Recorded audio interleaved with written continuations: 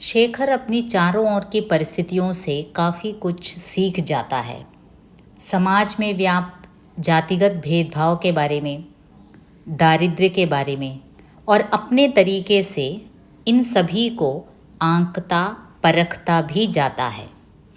इन सब के बावजूद एक ऊर्ध्वमुखी प्रेरणा शेखर की जीवन गति को निर्दिष्ट करता जा रहा था। हालांकि उसे यह जगत मिथ्या अधिक लग रहा था, कुछ तो था जो उसे आगे बढ़ने के लिए प्रेरित कर रहा था। इस समय के जितने भी चित्र याद आते हैं, उनकी मुख्य उल्लेखनीय बात है उनकी शांति। संभवतः इन दिनों वह शांति की इतनी उग्र खोज में था कि जहाँ वह प्राप्त हुई, चाहे क्षण भर के लिए ही, वही स्थल उसकी स्मृति में बैठ गया। इसलिए उस समय की स्मृतियाँ बड़ी सुखद हैं। देखिए, छोटा सा बालक है, 4 या 5 साल का होगा, वो शांति की खोज कर रहा है। कितनी अद्भुत बात है। गोमती का तट, संध्या समय, शेखर अकेला धीरे धीरे टहल रहा है, पेड़ों की ओर देखता हुआ। कुछ पेड़ों पर पीली सी आकाश बेल के जाल ढेर के ढेर पेड़ पड़े हुए हैं। उन्हीं को देखता हुआ और यह सोचता हुआ कि इन्हीं को क्यों यह अधिकार प्राप्त हुआ कि इनकी उत्पत्ति भूमि से न हो, पैर भूमि पर न टिकें, ये सदा ऊंची रहकर ही दूसरों के सहारे पृथ्वी से अपना जीवन रस खींचा करे। अब देखिए, वृक्षों को देखकर जो बेल लताएं हैं, जो क्लाइंबिंग प्लांट्स हैं, जिनका रूट शायद नीचे भी ना होता हो, दूसरे पेड़ों पर पैरासाइट के रूप में जो पौधे उगते हैं, उन पर छोटा सा बाल शेखर विचार करता है कि ऐसा क्यों है कि इनकी उत्पत्ति भूमि से ना हो रही हो, इनके पैर भूमि पर नहीं टिके हुए हों, ये सदा ऊंची रहकर ही दूसरों के सहारे पृथ्वी से अपना जीवन रस खींच रहे हों, तो ऐसा क्यों पौधों में ही होता है, बालक शेखर सोचता है। पर वह बहुत देर तक यह नहीं सोच सकता। उसका मन हटकर गोमती की लहरों पर कांपते हुए ताम्र वर्ण प्रकाश की ओर जाता है और वहीं रह जाता है। उसे लगता है कि उस प्रकाश में कुछ है जो उसे बुलाता है, खींचता है, सुख देता है, पर वह उसे नाम नहीं दे पाता। सौंदर्य शब्द उसके मन क्षेत्र में अभी तक नहीं आया है। ये जो सौंदर्य है, जो ईस्थेटिक सेंस है, जो सौंदर्य बोध है, वो क्या है एक्चुअली, उसकी व्याख्या क्या है, ये बाल मन नहीं जानता। लेकिन कुछ तो है जो इस छोटे से बच्चे को, जैसे जैसे बड़े बड़े थिंकर्स और फिलोसोफर्स होते हैं ना, उन्हें शांत एरिया में बैठना अच्छा लगता है, दूसरे लोगों से मिंगल न करके शांत एरिया में प्रकृति के सौंदर्य का आस्वादन करना अच्छा लगता है, वैसे ही इस छोटे से बच्चे को भी लगता है। लेकिन उसे सौंदर्य नाम का वो जो वर्ड है, उसे डिफाइन करना भी नहीं आता। लखनऊ की बिरादरी में शेखर अकेला बैठा है। एक अत्यंत सुंदर घोड़ा तीव्र गति से दौड़ता हुआ उसके सामने से जाता है। उसकी गति में कहीं चेष्टा नहीं है, कहीं रुकावट नहीं है, मानो कहीं भी इच्छा की प्रेरणा ही नहीं है। वह स्वतः संपूर्ण सुंदर अच्छे संगीत की तरह ताल विशिष्ट एक गति है। शेखर एकाएक खड़ा हो जाता है।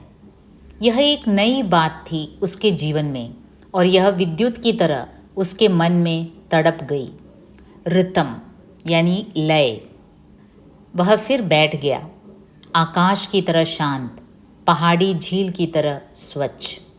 शायद तभी से यह जीवन सर्वत्र उस वस्तु को खोजने लगा और शायद उसने उसे पाया भी, क्योंकि बहुत वर्षों बाद अपने जीवन के घोरतम अंधकारमय दिनों में जब वह अपने सब और के विरोधों से त्रस्त हो उठता, तब एकाएक कोई आलोक किरण उस अंधकार को चीर जाती है और वे सब वैपरीत्य उलझने इस हद तक हल हो जाती हैं कि एक ही महान एकत्व के विभिन्न अंग जान पड़ने लगती।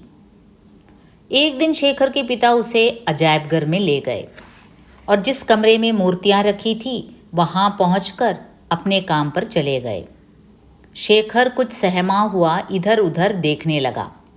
उसके सभी और मूर्तियां थीं, कुछ साबुत, कुछ टूटी, कुछ शरीरहीन सिर, कुछ सिरहीन शरीर, कुछ काली, कुछ श्वेत, कुछ पत्थर की, कुछ मिट्टी की, कुछ चमचमाती हुई धातु की, कुछ जंग से खोई हुई। शेखर की दृष्टि एक प्रतिमा पर जाकर ठिठक गई। यूँ कहें कि प्रतिमा के पैरों पर ठिठक गई, क्योंकि वह प्रतिमा बहुत बड़ी थी और शेखर की आंखों के तल पर उसके पैर ही आरंभ होते थे। अब देखिए, एक दिन की बात है, शेखर अपनी स्मृतियों में अवलोकन करता है कैसे उसके पिता उसे म्यूज़ियम ले गए थे, अजायब घर में, और उस कमरे में काफ़ी मूर्तियाँ रखी थी, कुछ काली, कुछ श्वेत, कुछ पत्थर की बनी हुई, कुछ मिट्टी की, कुछ का तो सिर नहीं है, केवल धड़ है, और कुछ का सिर है, धड़ नहीं है। तो अचानक शेखर की दृष्टि एक बहुत बड़ी प्रतिमा पर पड़ती है। तो इतनी बड़ी प्रतिमा थी कि बच्चा जब देखता है तो उस प्रतिमा का केवल पैर दिखाई देता है। शेखर धीरे धीरे दृष्टि उठाता गया। वह छत तक पहुंच गई जहां मूर्ति का सिर था। शेखर ने फिर उसे ऊपर से नीचे तक देखा, पैरों के नीचे लगी हुई लकड़ी की तख्ती तक, जिस पर बड़े अक्षरों में लिखा था महावीर जिन, यानी कि महावीर जैन की मूर्ति थी। शेखर के मन में किसी भाव ने जाग कर कहा, मूर्ति बिल्कुल नंगी है। वह नंगी थी। शेखर नहीं समझ सका कि कैसे किसी विशाल भीमकाय प्रकांड नग्नता का चित्रण करते उसे गढ़ते समय मूर्तिकार का हाथ नहीं कांपा, उसकी कल्पना नहीं लज्जित हुई। नग्नता का सत्य सत्य की तरह नंगा उसके जगत में नहीं था, आने नहीं दिया गया था। उसके लिए नग्नता झूठी थी, बद्धी थी, अवांछनीय थी। किंतु यह इसलिए वह स्थिर और अकंप दृष्टि से उसे देखता रहा, बहुत दूर तक देखता रहा। देखिए, छोटे बच्चों को नग्नता के बारे में हम क्या सिखाते हैं? भद्दी चीज़ है, अवांछनीय है। अवांछनीय मीन्स अनडिसायरेबल। नग्नता को देखना नहीं चाहिए। अगर कहीं देख भी लिया तो अपना मुंह हटा लेना चाहिए, आदर्श नहीं है। तो इस प्रकार की बातें शेखर ने भी सुन रखी थी। लेकिन यहाँ उसने क्या देखा? यहाँ तो एक पूरी बड़ी मूर्ति है, एक भीमकाय मूर्ति है, और वो पूरी तरह से नग्न है। मानो उसके मन ने उस नग्नता को स्वीकार कर लिया। वह उसकी दृष्टि में अत्याज्य, अनस्वाभाविक, सुंदर हो उठी। देखिए, छोटा सा बालक बचपन से यही सुनता आया है कि नग्नता कि नग्न नहीं घूमना चाहिए और नग्नता प्रदर्शन को प्रोत्साहित नहीं करना चाहिए, देखना नहीं चाहिए, वगैरह वगैरह। लेकिन आज जब इस बच्चे ने इतनी बड़ी मूर्ति को नग्न देखा तो मानो उसके मन ने उस नग्नता को स्वीकार कर लिया।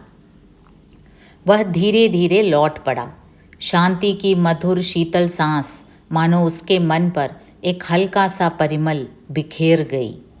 कुछ ही दिन बाद जब उसके पिता सारनाथ गए और बौद्ध विहार में ठहरे, तब वह अवसर पाकर चोरी से निकला और एक बड़े पोखर के किनारे से होता हुआ सारनाथ के अजायबघर की ओर बढ़ता चला। पोखर में कुछ लोग सिंघाड़े बटोर रहे थे। किनारे पर या कीच में कुछ अधनंगे लड़के शोर मचा रहे थे। उनकी ओर उसने आंख उठाकर भी देखा नहीं। किसी समय जो दृश्य आह्लादमयी आत्मविस्मृति में डुबा देता, वह आज उसके लिए देखने की वस्तु ही नहीं रही, क्योंकि वह अजायबघर की ओर जा रहा था। अब देखिए, जैसे ही वो अजायबघर की ओर जा रहा था, इस बार अकेले जा रहा था, तो रास्ते में कुछ बच्चे अधनंगे शोर मचा रहे थे। अब उसके मन में उन अधनंगे बच्चों को देखने का कोई कौतूहल नहीं रहा। अब उसके मन में क्या था कि मैं तो पूरे नंगे दृश्य को देखने जा रहा हूँ। पूरी बड़ी मूर्ति है, पूर्ण रूप से नग्न है। अब इन अधनंगे बच्चों को देखकर मैं क्यों खुश हूँ? अब इन अधनंगे बच्चों को देखने की क्या ज़रूरत है? सारनाथ के अजायबघर को बहुत कम लोग देखने आते थे, और जिस समय शेखर वहाँ पहुँचा उस समय उसके बंद होने का समय भी था। शेखर ने देखा दरवाजे पर या चरखड़ी के पास कोई चपरासी नहीं था। वह चुपचाप चरखड़ी के नीचे से होकर भीतर चला गया। दाई और मूर्तियाँ पड़ी थी।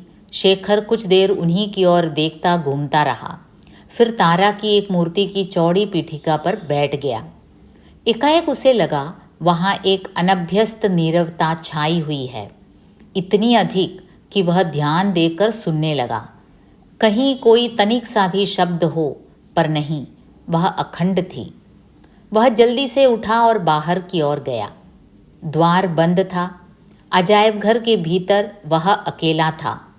वह धीरे धीरे लौट आया, आकर फिर उसी स्थान पर बैठ गया।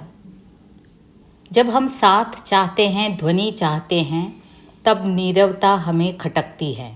हम उसे सुनते हैं और वह हमें बोलती हुई जान पड़ती है। उस शब्द से बोलती हुई जान पड़ती है जिसके लिए प्राचीन काल में किसी मनस्तत्ववाद साहित्यकार ने साएं साएं करना वाक्य प्रयुक्त किया था। अब देखिए, जो बालक शेखर शांति चाहता था, एकांत चाहता था, वही आज जब म्यूजियम में बैठता है, वहाँ कोई नहीं था, तब उसे क्या लगता है? वो ध्वनि चाहता है। उसे कोई बोलता हुआ जान पड़ता है। उसे ऐसा लगता है कोई उससे बात कर रहा है। शेखर को यह नहीं जान पड़ता कि वहाँ की नीरवता साएं साएं कर रही है, उसे काटने को आ रही है। मैं रात भर बंद रहूँगा, भोजन नहीं मिलेगा, सो नहीं सकूँगा, पिता ढूंढते फिरेंगे, ये सब चिंताएं उसके मन में आई ही नहीं। वह एक भव्य, सुंदर, आनंदमयी, विहल, शांति युक्त, आत्मविस्मृत स्वीकृति में बैठा रहा। अब देखिए, वो रात भर वहाँ बंद रहा। उसे भोजन नहीं मिलेगा, वो सो नहीं पाएगा, अकेला है म्यूजियम में, चारों ओर बड़ी बड़ी मूर्तियाँ हैं, उसके पिता उसे ढूंढते फिरेंगे, ये सब चिंताएं उस बालक के मन में नहीं आई। अक्सर बालकों के मन में ये सब चिंताएं पहले आती हैं कि माँ परेशान होंगी, पिता परेशान होंगे, माँ रोने लगेगी, सभी मुझे यहाँ वहाँ ढूंढेंगे। लेकिन बालक शेखर के मन में ये सभी चिंताएं नहीं आई। अब कभी वह उस क्षण का चिंतन करता है तो सहम सा जाता है। इतनी व्यापक थी वह शांति, वह नीरवता, पर उस समय उसे कुछ भी विचित्र नहीं लगा। विचित्र लगा एक किवाड़ खुलने के शब्द द्वारा उस शांति का खंडन। एक शब्द जिसमें वह विश्वास ही न कर सका, इतनी दूर चला गया था वह। विचित्र लगी उसके नाम की पुकार, शेखर। वह चौंक कर उठ बैठा और जल्दी से उस तारा की मूर्ति से परे हट गया। उसे यह असह्य जान पड़ा कि लोग यह भी जान पाएं कि वह कहाँ था, इतनी देर कहाँ रहा, क्या करता रहा। उसे लगा कि यदि लोग यह जान जाएंगे कि वह किस विशेष स्थान पर बैठा था तो वह लज्जा से डूब मरेगा। अब देखिए, उसे ये चिंता सताने लगी कि जब लोगों को पता चलेगा कि मैं इन नग्न मूर्तियों के बीच बैठा था तो कितनी लज्जा की बात होगी। बुद्ध ने जिस स्थान पर बैठे बैठे दिव्य ज्ञान पाया था, वह उनकी दृष्टि में वैसा ही पवित्र, संसार की दृष्टि से गोपनीय हो गया होगा। उससे पूछा गया कि वह कैसे वहाँ आया, क्या करता रहा, क्यों, कब, प्रश्न जो सदा पूछे जाते हैं, किंतु उसका उत्तर कुछ महत्व नहीं रखता, सिवाय इसके कि जैसे वे प्रश्न अनिवार्य होते हैं, वैसे ही उनके उत्तर भी सदा एक रूप होते हैं। शेखर का लज्जित मौन ही उसका उत्तर था। जब वह अपने आप से कहता है कि उसमें विश्व शांति का, विश्वात्मा का एक अंश है, तब क्या वह झूठ बोलता है? अपने आप को धोखा देता है? उसके चारों ओर दुख है, दारिद्र्य है, पीड़ा, रोग, मृत्यु, सब कुछ है। अब देखिए, शेखर का जन्म जब हुआ था, जब पहले हमने एपिसोड में कहा था कि उस समय वहाँ के एक मंजूषा में खुदाई के वक्त बुद्ध के समझे जाने वाली कुछ अस्थियाँ मिली थी। तो उस समय बौद्ध भिक्षुओं ने कहा था कि बालक का बुद्ध से काफ़ी गहरा संबंध लगता है। शायद ऐसे ही कुछ बालक के साइकोलॉजी में था। उसे लगता था कि चारों ओर दुख है, दारिद्र्य है, पीड़ा है, रोग है, मृत्यु है। गौतम बुद्ध को भी यही तो लगा था। राजकुमार सिद्धार्थ का मन लौकिक जीवन से एकदम हट गया था। ठीक वैसे ही कुछ लक्षण बालक शेखर में भी दिखने लगा। लोग कहते हैं विद्रोही के विचार संकुचित हैं, उसका मस्तिष्क कमज़ोर है, उसका हृदय टेढ़ा है। लोग यह भी कहते हैं कि उसके स्वप्न छूचे, आदर्शवादी, असंभव है। देखिए, विद्रोही के बारे में लोगों के कई विचार हैं। कोई कहता है विद्रोही के विचार संकुचित हैं, उनका मस्तिष्क कमज़ोर होता है, उसका हृदय टेढ़ा होता है, उनके जो स्वप्न होते हैं वे केवल इमेजिनरी स्वप्न होते हैं, असंभव होते हैं। यह सब शायद ठीक है, लेकिन वह पतितों और असहायों को समानता की दृष्टि से देख सकता है। उसका हृदय गिरे हुओं को उठा सकता है। उसका मस्तिष्क एक समूचे राष्ट्र को चला सकता है और अपने स्वप्नों के लिए सच्चाई और दृढ़ता के साथ लड़ सकता है, और उसके स्वप्न सच्चे भी हो जाते हैं। मैं अपने आप को एक 5 वर्ष के बालक के रूप में देखता हूँ, जो केवल एक नीला निक्कर पहने हुए नंगे पैर घास पर भागा जा रहा है। बालक ने अपने कंधे पर बहुत से कमल लादे हुए हैं, कुछ खिले हुए, कुछ अधखिले, कुछ बंद। जिस पथ पर वह चला जा रहा है वह चिनार के वृक्षों की छाया में होता हुआ जाता है और खिले हुए पत्तों और चिनार फूलों से प्रायः बिल्कुल ढका हुआ है। यह दृश्य मेरी दृष्टि के सामने बिल्कुल साफ है, फिर भी मैं इसे ठीक स्थान पर नहीं रख पाता। जीवन क्रम में इसका कोना मुझे याद नहीं आता। बात अवश्य कश्मीर की है, लेकिन यह मुझे समझ नहीं आता कि यह क्यों स्मृति के पट पर इतने गहरे अक्षरों से लिखी है, विशेषतः जबकि इसका न कोई कारण याद आता है न कोई फल। शेखर के पिता की बदली एकाएक हो गई थी। उसके पिता की ट्रांसफ़र हो गई थी और वे कुछ एक दिन अपना फालतू सामान नीलाम करके दोस्तों से विदा लेकर सकुटुंब वहाँ पहुँच गए थे और जेलम के किनारे एक बंगला लेकर वहाँ रहने लगे थे, यानी कि कश्मीर में। महासमर के दिनों की बात है, जब महंगी बहुत थी लेकिन मकान कोठियाँ सस्ती हो गई थी। वर्ल्ड वार का टाइम था। शेखर लगभग 6 वर्ष का था जब उसने निश्चय किया कि अब समय आ गया है कि वह एक पुस्तक लिखे और प्रसिद्धि प्राप्त करे। देखिए, 6 साल का बालक शेखर ये निश्चय करता है कि अब उसे एक पुस्तक लिखना चाहिए और प्रसिद्धि प्राप्त करना चाहिए। शेखर जानता था कि उसके पिता पुस्तक लिखते हैं। एक दिन उसने पिता से पूछा था कि वह पन्ने पर पन्ने क्यों लिखते जाते हैं। तब उन्होंने बताया था कि वे एक पुस्तक लिख रहे हैं। उन्होंने यह भी बताया था कि वे उसमें एक चित्र भी रखेंगे और यह भी कि एक प्रेस में कागज़ मशीन में डालकर घुमाए जाएंगे, जिससे एक पुस्तक की सैकड़ों हज़ारों पुस्तकें बन जाएंगी और प्रत्येक में वैसे ही चित्र होंगे। यह सब उसके लिए ऐसी अद्भुत बात थी कि उसने भी एक चित्र भरी पुस्तक लिखने का निश्चय किया। लेकिन चित्र आए कहाँ से? पिता की सहायता वह मांगना नहीं चाहता था। उसे डर था कि वे ईर्ष्यावश विघ्न न डालें। देखिए, 6 साल का बालक ये सोचता है कि मेरे पिताजी पुस्तक लिखते हैं तो मैं भी लिख डालूँगा, पिताजी चित्र वाले पुस्तक लिख रहे हैं तो मैं भी वैसे ही करूँगा, लेकिन पिता की सहायता नहीं मांगूंगा। क्यों? क्योंकि उसे डर था कि ईर्ष्यावश पिताजी उसके इस दौत्य में विघ्न डालेंगे। तभी सोचते सोचते यह विचार आया, फूल। उसने स्थान स्थान से फूल एकत्र किए, उन्हें पुस्तकों में दबाकर सुखाया। उसने माली से उनके नाम पूछे। इस प्रकार सामग्री तैयार कर लेने के बाद उसने पुस्तक आरंभ करने की ठानी। अब देखिए, फूलों को तोड़ कर लाया और बुक्स के अंदर रख कर उसे सुखाकर उसने सोचा कि फूलों वाली पुस्तक लिख डालेगा। पहली कठिनाई हुई कागज़ की। एक दिन जब पिता दफ्तर गए हुए थे तब उसने उनकी चाबी चुरा कर मेज का दराज खोला और उसमें पिता की चिट्ठी लिखने के सबसे अच्छे कागज़ निकाले, कार्ड से मोटे, चिकने, चमकदार और कोने में लाल सरकारी चिन्ह, शेर घड़ी से विभूषित। शेखर ने देखा कि चित्रों के लिए सभी पुस्तकों में मोटा और चिकना कागज़ लगता है। 20 एक कागज़ लेकर शेखर ने अपनी बहन से उन्हें सिलवा लिया। बहन प्रत्येक आयोजन में उसकी सचिव और संगिनी थी। यद्यपि कॉपी सीने की मजदूरी में उसने 5 कागज़ स्वयं ले लिए।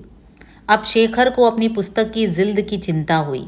और इसका जो हल उसने निकाला वह इतना साहसिक था कि उसने अपने धड़कते हुए हृदय को संभाल कर पुस्तक की अलमारी में से सुनहरी चमड़े की जिल्द वाली बाइबल निकाली। एक ही झटके में जिल्द को पुस्तक से अलग किया, पुस्तक को रसोई के पीछे कूड़े के ढेर में छिपाया और जिल्द के अंदर अपनी कॉपी रख ली। यह सब क्षण भर में हो गया। अब देखिए, इसने पिताजी के दराज से चाबी चुराकर मोटे कागज़ लिए, 10-20 तो वहाँ से चुरा लिए, और फिर जिल्द के लिए उसने क्या किया, एक बाइबल फाड़ डाला और बाइबल का मोटा जो जिल्द है उसे लेकर अपने पुस्तक का जिल्द बना लिया। शाम को जब सब लोग लौटे तब उसे एकांत में पाते ही उसकी बहन ने पहला प्रश्न किया, आज क्या किया? और शेखर की दोषी आत्मा ने उसे सब कह डाला। छिपाने का साहस उसने नहीं पाया। तब अपना रहस्य सुरक्षित रखने के लिए शेखर को दूसरे दिन की अपने हिस्से की मिठाई का भी त्याग करना पड़ा, और इस सौदे में उसने बहन से कॉपी भी जिल्द के अंदर सिलाकर फिट कर ली। अब जो बहन थी वो शेखर की मदद करती थी, बदले में उससे मिठाई लेती थी ताकि वो पिताजी से न कहे। तो इस शर्त पर कि बहन पिताजी से इसके हरकतों के बारे में नहीं बताएगी, शेखर क्या करता था, अपने हिस्से की मिठाई भी बहन को दे देता था। दूसरे दिन भाई और बहन पुस्तक लिखने बैठे।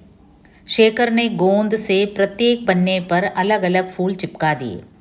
बहन अपने वनस्पति विज्ञान की पुस्तक लाई और शेखर उसे देखकर उसी ढंग से फूलों का वर्णन करने लगा।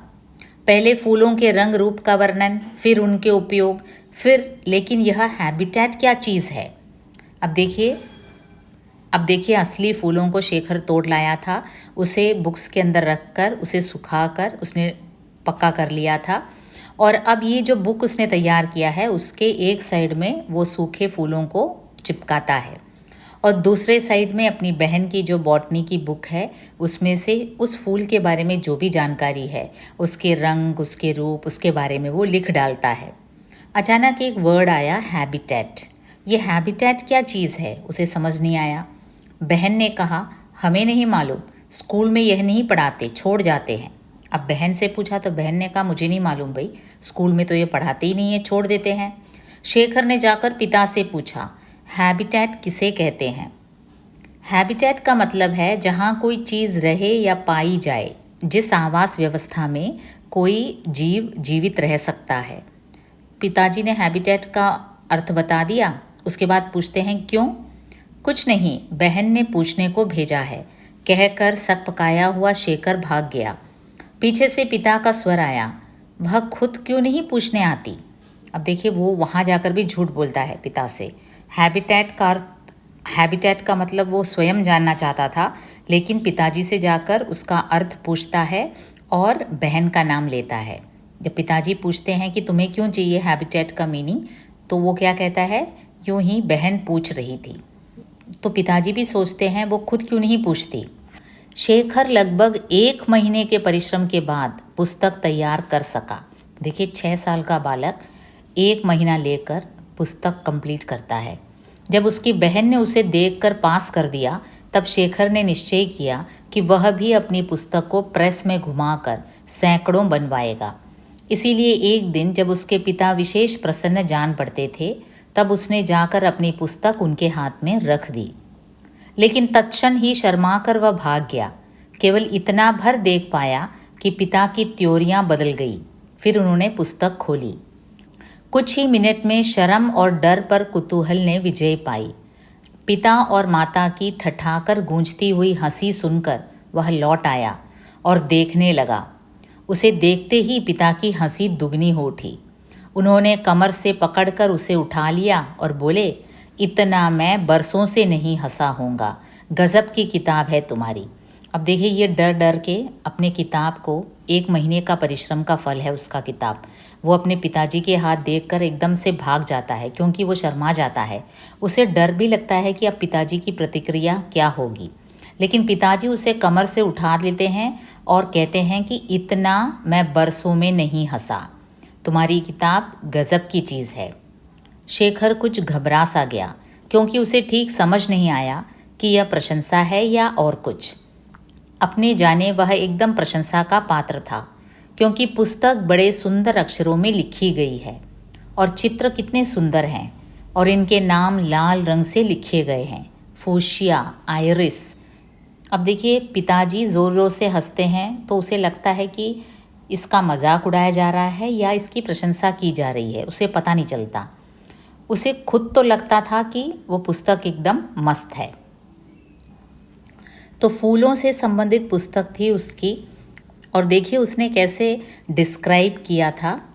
फूशिया, उसके बारे में लिखा है, violet flower with 4 red small leaves, very pretty, Kashmiri girls put it in their hair, nurse Sinya puts it in her ears to dance in the kitchen. अब फूशिया का हैबिटेट यानी कहाँ फूशिया पाया जाता है उसके बारे में उसने लिखा, शालीमार गार्डन्स एंड चश्मा शाही। और आयरिस के बारे में लिखा, very beautiful, some are blue, some red and some white, there is a yellow stick inside the flower. और आयरिस का हैबिटेट क्या है? Mr Chatterjee's house near Gupkar, the best were in a house but the flood took them away.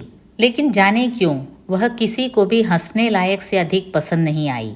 Shekhar का जी बैठ गया और पिता के अनुग्रह भरे वाक्य, कुछ परवाह नहीं बेटा, अब की बार अच्छी लिख लोगे, लेकिन मेरी पुस्तकें खराब मत करना, से वह अधिक खिन्न ही हुआ। अब देखिए, इसने बड़ी मुश्किल से, 6 साल का बच्चा बड़ी मुश्किल से पेपर चुरा कर, बड़े मुश्किल से 1 महीने की लगन से एक बुक लिखा। लोगों ने हंसकर सराहना तो की, लेकिन पुस्तक किसी को खास पसंद नहीं आया। तो लड़का थोड़ा बेचैन हो गया और पिताजी ने भी यही कहा कि कोई बात नहीं, परवाह नहीं, अगली बार अच्छी लिख लोगे, लेकिन मेरी पुस्तकें खराब मत करना। यूँ उसके पहले साहित्यिक प्रयास का अंत हुआ, या यूँ कहे कि अंत का आरंभ, क्योंकि असली अंत तो 2 वर्ष बाद तब हुआ जब उसे कूड़े खाने में दीमक और अन्य प्रकार के कीड़े खा गए। अब देखिए, उसे लगा कि उसके साहित्यिक जीवन का ही अंत हो गया है शायद, लेकिन वास्तविक अंत तो तब हुआ उस किताब का जब 2 साल बाद उसने देखा कि वो कूड़े खाने में पड़ा है, दीमक वगैरह उस पर अटैक कर गया है। साहित्य का निर्माण मानो जीवित मृत्यु का आह्वान है। अब देखिए, अज्ञे जी का ये जो दृष्टिकोण, साहित्यिक लेखन के प्रति उनका जो दृष्टिकोण है, वो कहते हैं कि साहित्य का निर्माण मानो जीवित मृत्यु का आह्वान है। साहित्यकार को निर्माण करके और लाभ भी तो क्या, रचयिता होने का सुख भी नहीं मिलता, क्योंकि काम पूरा होते ही वह देखता है, अरे यह तो वह नहीं है जो मैं बनाना चाहता था। तो साहित्यकार जब कोई रचना लिखता है, लिख जाने के बाद जब वो मुड़कर देखता है तो कई बार साहित्यकार को लगता है कि ये तो वो नहीं है जो मैं बनाना चाहता था। वह मानो क्रियाशीलता का नारद है, उसे कहीं रुकना नहीं है, उसे सर्वत्र भड़काना है, उभारना है, जलाना है, और कभी शांत नहीं होना है, कहीं रुकना नहीं है। शायद इसीलिए उसके पथ के आरंभ में ही विधि उसे रोक कर कहती है, देख, इस पथ पर मत जा, यह तेरे पैरों के लिए नहीं है।